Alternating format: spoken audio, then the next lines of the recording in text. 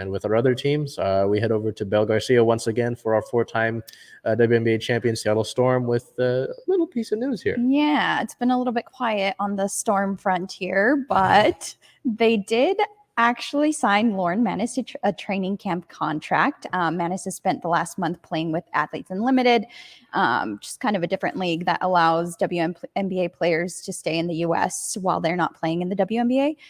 The rules are a little different. Anywho, she's been through 12 games, averaged 10.7 points, 5.5 rebounds, and 1.8 assists. So we hope she can bring those talents over to the Storm and wish her the best on the team. Yeah, it's kind of interesting with the Storm, and you and I have talked about it with Sue Bird signing that contract that took the veteran minimum.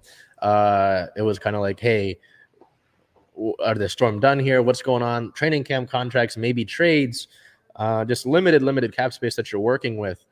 And I had to be totally honest with you. I don't know how exactly training camp contract work. I don't imagine they're fully guaranteed.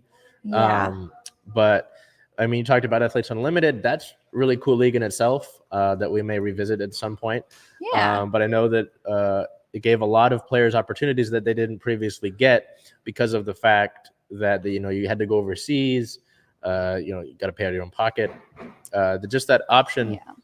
To be able to have something in the U.S. is good. I know a lot of WNBA teams were in person to see those games and say, hey, like a Lauren Manis. Now, hey, she's had a really good outing. Let's give her a contract, see how that goes.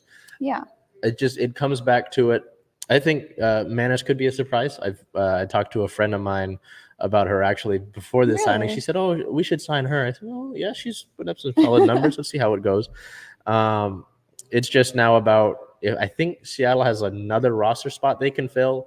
And it's just, again, to me, you're kind of relying a lot on your big three. Like you said, I really liked what you said. Is like, are you putting too much pressure on them to go out and fight?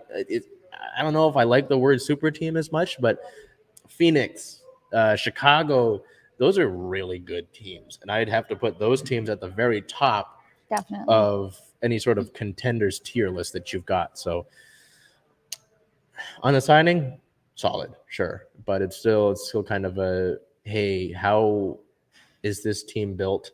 How are they going to play? And, are they going to come out of the gate firing? I don't necessarily think so. I might think it might be like a month or two in, you get your feet under you, with especially kind of how many new players you got, with Gabby Williams being brought in, obviously Lauren Manis.